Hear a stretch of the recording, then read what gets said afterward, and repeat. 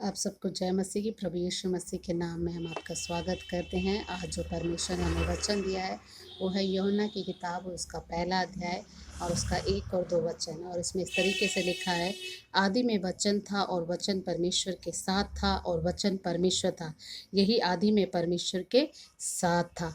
जब हम वचन की बात करते हैं, वचन जब बताता है इस बात को कि आदि में वचन था और वचन परमेश्वर के साथ था और वचन ही परमेश्वर था, तो ये वचन क्या है? ये वचन प्रभु यीशु मसीह है, जो वचन देहधारी हुआ और देहधारी होकर हमारे बीच में डेरा किया। वो परमेश्वर, वो आदि में भी था, वो शुरुआत में भी प्रभु यीशु मसीह परमेश्वर के साथ थे।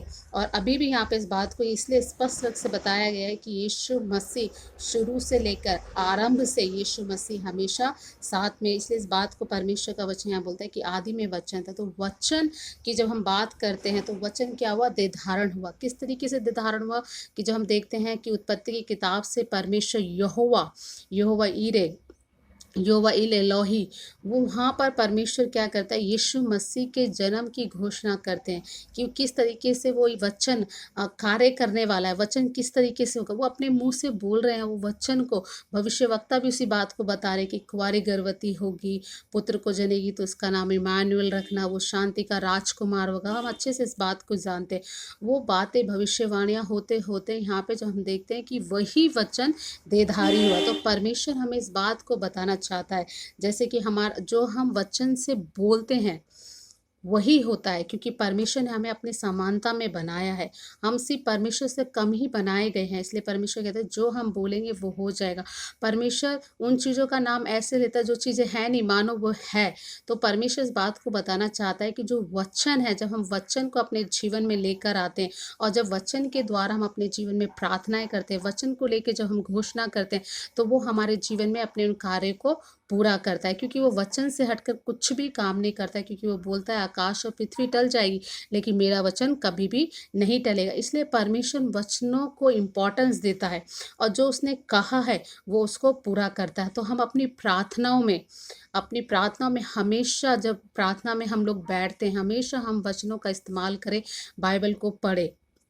आप बिना प्रार्थना के बाइबल पढ़ सकते हैं, लेकिन जब आप प्रार्थना करते हैं तब आपको बाइबल पढ़ना बहुत ज़रूरी है, क्योंकि उस बाइबल को पढ़ने से ही परमेश्वर हमें वचन देता है और वो वचन ही हमारे जीवन के लिए छुटकारे का कारण रहता है। और वचन को जब हम घोषणा करते हैं, बार बार वचनों को बोलते हैं, यही वचन हमारे जीवन में आशीषों को लेकर आता है। और परमेश्वर चाहता है कि हम वचन में होकर अपने जीवन को जिए, ताकि परमेश्वर का वचन हमारे जीवन में कार्य करे। तो कई बार हम सोचते हैं हमारी प्रार्थना सुनिए, हम रोते रहते हैं परमेश्वर के सामने, गिड़गिड़ाते रहते हैं, प्रभु हम पे दया कर, हम पे दया कर, हम पे दया कर, लेकिन हम वचनों को नहीं जान पाते वचन क्या बोल रहा है। जैसे कि हम वचन पढ़ते हैं, भजन संहिता 23 का 1, उसमें लिखा है यहोवा मेरा चरवा है, मुझे कुछ घटी ना होगी।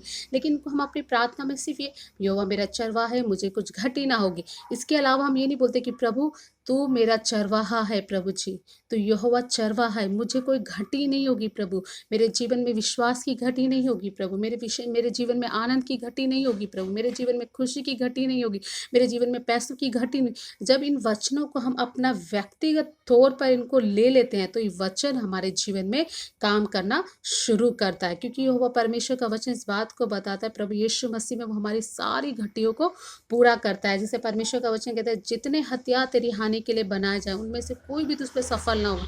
जब हमको वचन याद नहीं है तो हम प्रार्थना में उन वचनों को कैसे बोलेंगे, और जब वचन याद नहीं है तो हम शैतान की शक्तियों से कैसे लड़ सकते हैं। इसलिए परमेश्वर चाहता है कि हम वचनों को याद करें, मनन करें और उनको अपने मुंह से हम बाहर निकालें, उसकी घोषणा करें, बार बार उन वचनों को बोले कि यहोवा मेरा चरवाहा है। जितने भी हथियार मेरी हानि के लिए बनाए जा रहे हैं, जो लोग मेरे पर तंत्र मंत्र कर रहे हैं, जादू टोना कर रहे हैं, मेरे जीवन में परेशानी आ रही है, दिक्कतें आ रही हैं, हमेशा हर बार हार पे हार है, तब हम इन वचनों को बोले कि प्रभु जितने भी हथियार शैतान हमारे जीवन में ला रहा है उन्हें हम तोड़ते हैं, वो हम पे कुछ भी सफल नहीं होगा। लेकिन जब हमें वचन याद नहीं होगा तो वचन हमारे जीवन में कैसे कार्य करेगा, क्योंकि यहाँ पे वचन, आदि में वचन था, वचन परमेश्वर के साथ था और वचन ही परमेश्वर था और वचन ही देह धारण हुआ। तो वैसे ही जब हम अपने जीवन में वचनों को बोलते हैं, हम उन चीज़ों की सृष्टि करते हैं जो चीज़ें नहीं, नहीं है। तो इसलिए परमेश्वर इस बात को बताना चाहता है, इसलिए परमेश्वर का वचन कहता है, मैं तेरे मुख का सृजनहार हूँ, जो तू बोलेगा वो सृजा जाएगा। इसलिए परमेश्वर चाहता है कि हम वचनों को पढ़े, वचनों में आगे बढ़े और वचन हमारे जीवन में कार्य करे, और तभी हम लोग आशीषित होंगे। अन्यथा हम लोग हमेशा परमेश्वर के सामने आएंगे, सिर्फ रोते रहेंगे, दुखी होंगे, लाचार होंगे। लेकिन परमेश्वर जब हमें वचन दे चुका है, इस वचन को लेकर हमको मेमोराइज करना है, मनन करना है, इसको पढ़ना है ज़्यादा से ज़्यादा, ताकि वचनों को हम याद करें, अपनी प्रार्थनाओं में उसको इस्तेमाल करें और हम हर एक क्षेत्र में विजय को प्राप्त करें। और परमेश्वर जितनी परमेश्वर का वचन कहता है, जैसे आकाश से वर्षा गिरती है और वो यूं ही नहीं लौट जाती, वो भूमि पे क्या है, उपज उपजाती है, जिससे खाने वाले को रोटी और बोने वाले को बीज मिलता है। वैसे ही परमेश्वर का वचन है, जब वो आता है तो वो ऐसे ही नहीं लौट के जाता, वो अपना काम करके जाता है और वो हमको आशीष ही देता। तो परमेश्वर ने जो हमारे जीवन के लिए बोला है वो उसको करेगा। लेकिन बात यह है कि हम वचन को कितना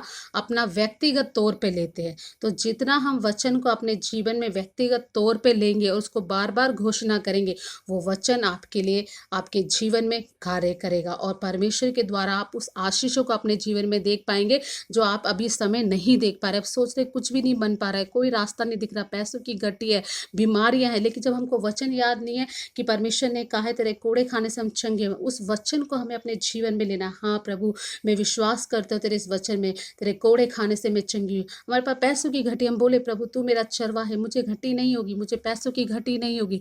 तेरे परमेश्वर ने कहा है प्रभु मैं सदा आनंदित रहो। हम बोलेंगे जब वचन याद होगा कि हाँ मैं प्रभु यीशु में आनंदित हूँ, तो जब ये वचन हमारे जीवन में रहेगा तो हम वचन के द्वारा उसकी आशीषों को अपने जीवन में प्राप्त करेंगे और वचन ही हमारे जीवन में कार्य करता है, वही हमारे छुटकारे को लेकर आता है। इसलिए मेरे प्रिय भाई बहनों, हमें वचन को सबसे ज़्यादा मनन करना है और उसको याद करना है और अपनी प्रार्थनाओं में हमें बाइबल पढ़कर, वचन पढ़कर उनका घोषणा करना है और हमेशा वचन हमारे चित्त में रहना चाहिए। दिन रात हमें उस पर मनन करना है ताकि हम कोई गलत चाल पे न आए। वचन ही है जो हमारी अगुवाई करता है। तो मैं विश्वास करती हूँ इस वचन के द्वारा परमेश्वर ने आज आपसे बातचीत की है। तो आइए मैं आपके लिए प्रार्थना करूंगी कि परमेश्वर आपको वचन पढ़ने के लिए आपको ऐसा मन दे और आप उसको मेमोराइज कर पाए, उसको याद कर पाए, ताकि हम शैतान की शक्तियों पे आप जय को प्राप्त कर पाए। आइए हम अपनी आंखों को बंद करेंगे, प्रार्थना करेंगे।